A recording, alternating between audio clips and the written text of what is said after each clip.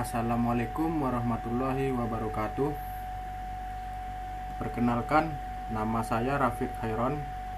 NIM saya 1607123898. Pada kesempatan kali ini, saya akan mempresentasikan hasil kerja praktek saya yang berjudul Sistem Pelumasan pada Unit 2 Pembangkit Listrik Tenaga Gas di PT PLN Persero Teluk Lembu yang dibimbing oleh Bapak Romi STMeng.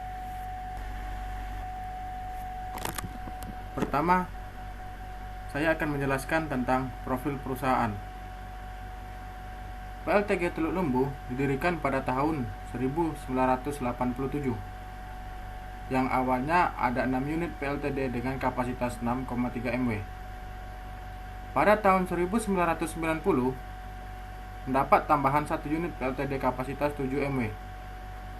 Pada tahun 1994, mendapatkan tambahan 2 unit PLTD kapasitas 7,6 MW. Dan pada tahun 1996 mendapatkan tambahan lagi PLTG 2 kali 21,6 MW, yaitu relokasi dari Pulau Gadung, Jakarta. Tahun 1998 sebanyak 8 unit PLTD itu direlokasi ke Aceh dan ke Kalimantan. Dan pada tahun 2010 mendapatkan tambahan lagi 1 unit PLTG dengan kapasitas 21,6 MW yang merupakan relokasi dari Gili Timur. Latar belakang.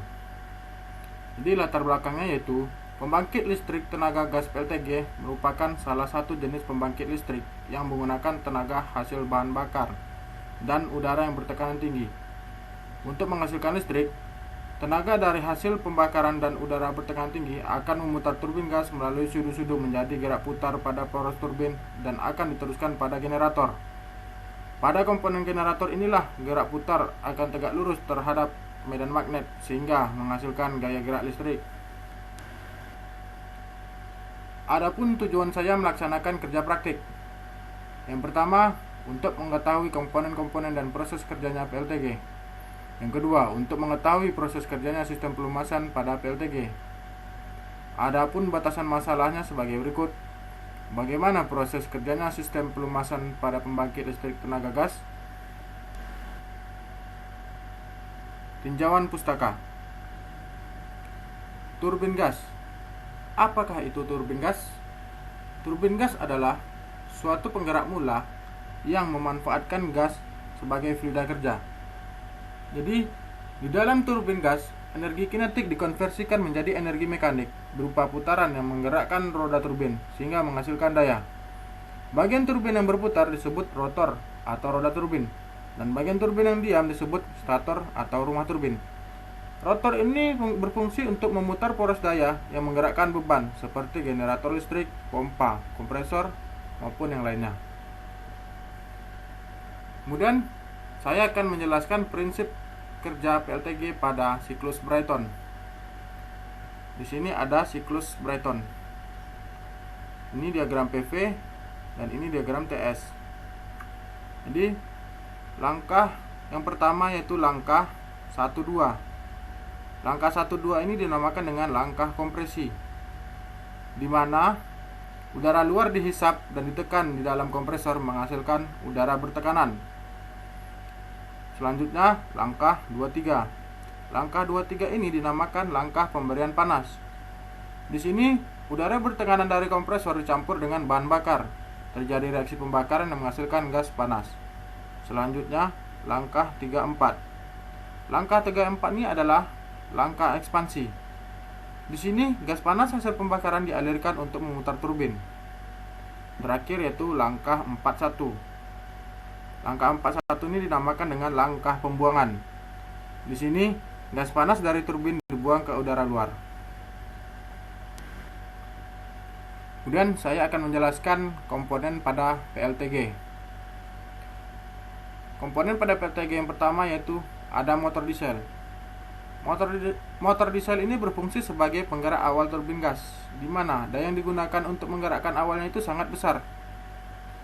Inilah gambar dari motor diesel. Kemudian ada aksesori gear. Aksesori gear adalah box gear yang terdiri dari pompa bahan bakar utama, pompa hidrolik, pompa pendingin udara, pompa utama pelumas, dan automizing. Inilah gambar dari aksesori gear. Kemudian ada kompresor. Kompresor ini berfungsi untuk mengkompresikan dan memampatkan udara. Inilah gambar dari kompresor. Kemudian ada ruang bakar atau combustion chamber. Ruang bakar ini berfungsi sebagai mensuplai energi panas ke siklus turbin. Inilah gambar dari ruang bakar. Kemudian ada turbin. Turbin gas berfungsi sebagai tempat untuk terjadinya konversi energi kinetik menjadi energi mekanik. Inilah gambar turbinnya. Exhaust. Exhaust berguna sebagai saluran pembuangan untuk membuang sisa gas panas yang merupakan gas hasil kerja dari turbin. Inilah gambar dari exhaust. Kemudian ada load gear. Load gear ini berfungsi untuk merubah atau menurunkan putaran turbin dari 5100 rpm menjadi 3000 rpm. Inilah gambar dari load gear. Generator. Generator berfungsi untuk membangkitkan listrik. Inilah gambar dari generator. Dan komponen PLTG yang terakhir yaitu exciter. Exciter ini merupakan suatu peralatan atau mesin listrik yang berfungsi memberikan arus untuk penguatan kutub magnet generator atau sistem eksitasi pada generator. Inilah gambar exciternya. Selanjutnya saya akan menjelaskan proses pengoperasian pada PLTG. Jadi proses pengoperasian pada PLTG itu ada 4 proses. Yang pertama ada proses starting, yang kedua ada proses kompresi, yang ketiga ada transformasi energi termal ke mekanik, yang keempat ada transformasi energi mekanik ke energi listrik. Sebelumnya saya akan menjelaskan dari proses yang pertama, yaitu proses starting. Proses starting adalah proses start awal untuk memutar turbin menggunakan mesin diesel sampai putaran turbin mencapai putaran 3400 rpm, maka secara otomatis diesel akan terlepas dan akan berhenti. Selanjutnya masuk ke proses kedua, yaitu proses kompresi. Proses kompresi ini di sini udara dari luar kemudian dihisap melalui air inlet oleh kompresor dan masuk ke ruang bakar dengan cara dikabutkan bersama bahan bakar lewat nozzle secara terus-menerus dengan kecepatan tinggi. Selanjutnya masuk ke proses ketiga, transformasi energi termal ke mekanik. Di sini udara dan bahan bakar dikabutkan ke dalam ruang bakar diberi pengapian oleh busi pada saat permulaan pembakaran. Pembakaran seterusnya terjadi terus-menerus dan hasil pembakarannya berupa gas bertemperatur dan bertekanan tinggi. Selanjutnya proses terakhir yaitu transformasi energi mekanik ke energi listrik. Di sini poros turbin berputar hingga 5100 rpm yang sekaligus memutar poros generator sehingga menghasilkan tenaga listrik. Putaran turbin 5100 rpm tadi diturunkan oleh load gear menjadi 3000 rpm dan kecepatan putaran turbin ini digunakan untuk memutar generator. Loop oil system. Loop oil system itu yaitu sistem pelumasan atau lubrikasi. Ini memiliki peranan penting untuk mempertahankan turbin bekerja secara terus-menerus selama berhari-hari tanpa berhenti. Jadi loop oil system ini yaitu turbin gas sebagai penggerak pada PLTG.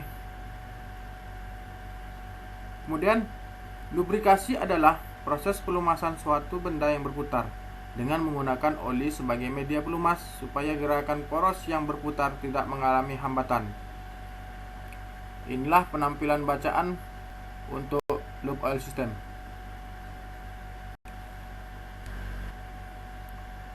Kemudian masuk ke komponen loop oil system. Komponen pertama loop oil system yaitu ada loop oil reservoir. Adalah tangki yang menampung sejumlah besar minyak pelumas. Kemudian yang kedua ada loop oil cooler. Loop oil cooler ini berfungsi untuk mendinginkan minyak pelumas yang sudah ditampung di dalam reservoir dan akan dialirkan ke bearing-bearing. Yang ketiga, ada pompa pelumas utama atau disebut juga dengan main oil pump. Merupakan pompa utama yang digerakkan oleh HP atau high pressure shaft pada gearbox yang mengatur tekanan discharge loop oil. Inilah gambar dari main oil pump. Kemudian yang keempat, ada pompa pelumas bantu AC atau auxiliary oil pump AC. Merupakan pompa loop oil yang digerakkan oleh tenaga listrik. Ia akan beroperasi apabila turbin gas sedang berhenti atau stop. Inilah gambar dari auxiliary oil pump AC dan DC. Mereka merupakan satu shaft, yang AC-nya di atas, yang DC-nya di bawah. Kemudian komponen yang kelima yaitu pompa pelumas bantu DC atau auxiliary oil pump DC, merupakan pompa loop oil yang digerakkan oleh tenaga listrik. Ia beroperasi apabila tekanan dari main oil pump turun dan berhenti otomatis ketika putaran turbin sekitar 4.500 rpm. Kemudian yang keenam, ada pompa pelumas tekanan tinggi atau high pressure pump. Inilah gambar dari high pressure pump. Dan yang ketujuh, ada loop oil tank yang berfungsi untuk menyimpan minyak pelumas dan menampung minyak pelumas. Inilah gambar dari loop oil tank. Yang terakhir dari komponen loop oil system yaitu loop oil filter, merupakan alat yang berfungsi menyaring kotoran-kotoran baik yang menempel pada minyak pelumas. Ini gambar dari loop oil filter. Masuk ke metodologi. Saya akan menjelaskan tahap pelaksanaan kerja praktek saya. Pertama, saya akan melakukan studi literatur. Setelah melakukan studi literatur, saya akan melakukan pengumpulan data, yaitu dengan cara melakukan pengamatan, dengan cara mempelajari sistem pelumasannya. Setelah saya pengumpulan data, saya akan konsultasi dengan dosen pembimbing dan pembimbing lapangan. Setelah disetujui, maka data itu, apakah data itu cukup atau data itu tidak. Ketika data itu cukup, maka saya langsung pemahaman tentang proses sistem pelumasan pada turbin. Dan ketika data itu tidak cukup, maka saya akan kembali pengumpulan data itu dengan cara melakukan pengamatan ulang, mempelajari sistem pelumasan, dan saya akan kembali mengulangi konsultasi dengan dosen, pembimbing, dan pembimbing lapangan. Ketika data itu cukup, maka saya langsung masuk ke pemahaman tentang proses sistem pelumasan pada turbin, dan saya akan selanjutnya mengambil kesimpulan dan saran. Baiklah, di tugas khusus saya akan menjelaskan tentang siklus loop oil system turbin dan siklus kontrol sistem turbin. Jadi di sini ada skema siklus loop oil system turbin. Sebelum saya menjelaskan skema ini, saya akan memberitahu apa saja bagian-bagian yang ada di dalam skema ini. Yang pertama, di sini ada loop oil tank. Loop oil tank ini terletak di bawah motor diesel. Kemudian di sini ada valve relief. Kemudian di sini ada main oil pump atau pompa utama. Di sini ada auxiliary oil pump. Ini yang DC, ini yang auxiliary oil pump AC. Dan di sini ada cooling water. Di sini ada accessory gear. Di sini ada bearing, ada kompresor, ada turbin, ada lodger, ada generator, dan di setiap aliran ada alarm tekanan, ada alarm temperatur, ada hydraulic oil system, dan ada hydraulic ratchet. Baiklah, langsung saja saya akan menjelaskan skema dari siklus loop oil system ini. Yang pertama, bahwa oli yang awalnya di dalam tangki ini, di dalam loop oil tank, itu tekanannya tuh harus normal. Tekanan normal ini dipantau dengan VR atau valve relief. Jadi valve relief inilah fungsinya untuk supaya dia tuh menormalkan tekanan yang ada di dalam loop oil tank. Kemudian pada saat turbin beroperasi dari 0 putaran sampai 90% putaran sekitar 4.500 rpm, oli yang ada di dalam loop oil tank ini dipompakan menuju cooling water yang dipompakan oleh auxiliary oil pump DC. Cooling water ini berfungsi untuk pendinginan oli. Setelah oli didinginkan, maka selanjutnya oli mengalir ke aliran ke accessory gear. Setelah dari accessory gear, oli mengalir ke bearing. Setelah bearing, lanjut ke lodger. Nah, yang pada setiap aliran pipa ini diberi alarm pemantauan tekanan dan alarm pemantauan temperatur. Apabila tekanannya melebihi batas setting yang telah ditentukan, maka alarm tekanan ini akan berbunyi dan turbin akan trip. Dan ketika putaran turbin sampai 90%, maka auxiliary oil pump DC ini akan mati secara otomatis dan akan berhenti. Dan main oil pump ini akan bekerja untuk mengatur tekanan oli yang masuk dan keluar agar tekanannya stabil. Pada unit sedang tidak beroperasi, sistem pelumasannya itu sama dengan unit beroperasi. Yang membedakannya hanya suplai olinya. Suplai oli yang tidak beroperasi yaitu auxiliary oil pump AC yang mengambil supaya oli itu berjalan untuk sistem pelumasan. Sedangkan pada saat beroperasi, yang bekerja adalah auxiliary oil pump DC. Itulah perbedaannya. Jadi siklus ini dikatakan dengan siklus tertutup dikarenakan pelumasan terjadi berputar secara terus-menerus tanpa ada oli yang keluar. Di sini seharusnya aliran pipa menyambung lagi ke loop oil tank. Di aliran pipa ini ada hydraulic oil system. Apa hydraulic oil system? Hydraulic oil system ini fungsinya untuk membuka putaran pintu ataupun besaran udara yang masuk ke kompresor. Dan di sini ada hydraulic ratchet. Apa fungsi hydraulic ratchet? Hydraulic ratchet berfungsi sebagai pemutaran awal turbin. Nah, jadi selama startup berjalan, pompa pelumas beroperasi terlebih dahulu untuk menjaga agar pelumasan ini tetap berjalan sempurna. Kemudian saya akan menjelaskan siklus kontrol oil system pada turbin. Jadi sini ada skema kontrol oil systemnya. Skema ini menjelaskan bahwa ini untuk mengontrol solenoid. Dari solenoid ini yang bisa untuk menggerakkan governor. Nah, governor ini berfungsi untuk mengatur besar kecilnya tekanan yang masuk dan keluar.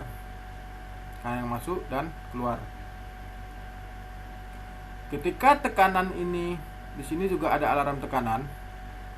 Ketika tekanan melebihi batas settingan yang ada di alarm tekanan, maka overspeed trip valve lah yang akan bekerja. Dan ketika overspeed trip valve ini tidak bekerja, maka secara terpaksa kita akan mengambil manual emergency trip valve untuk pengontrolan oil system. Jadi intinya adalah kontrol oil system ini untuk mengontrol solenoid. Kemudian di tugas khusus ada data operasional loop oil. Selama saya kerja praktik, data yang diambil yaitu yang pertama ada data sebelum saringan pelumas utama, kemudian data sesudah saringan pelumas utama, kemudian ada data pengumpulan bantalan turbin, yang keempat ada data keluar pompa utama, dan yang terakhir adalah pengambilan data pipa pengumpul sesudah air pendingin atau data header. Baiklah, ada beberapa simpulan yang dapat saya ambil setelah saya melaksanakan kerja praktek. Yang pertama, PLTG adalah jenis pembangkit listrik yang menggunakan tenaga hasil pembakaran bahan bakar dan udara yang bertekanan tinggi. Untuk menghasilkan listrik, tenaga dari hasil pembakaran dan udara bertekanan tinggi akan memutar turbin gas melalui sudu-sudu menjadi gerak putar pada poros turbin dan akan diteruskan pada generator. Kemudian saya akan mengetahui komponen-komponen pada PLTG. Komponen apa saja itu? Ada komponen motor diesel, aksesori gear, kompresor, ruang bakar, turbin gas, exhaust, lodger, dan exciter. Kesimpulan yang kedua yang dapat saya ambil yaitu pelumasan sangatlah penting bagi PLTG. Peranan penting untuk mempertahankan turbin bekerja terus-menerus selama berhari-hari tanpa berhenti dan harus tetap mempertahankan kondisi aman. Kondisi aman di sini yaitu pada tekanan di atas 0,82 bar dan pada temperatur di bawah 74 derajat Celcius. Pelumasan ini bisa terjadi pada saat turbin beroperasi maupun sedang tidak beroperasi. Bagian-bagian yang dilumasi yaitu aksesori gear, bearing, load gear. Dan pelumasan ini juga memakai proses pendinginan di cooling water.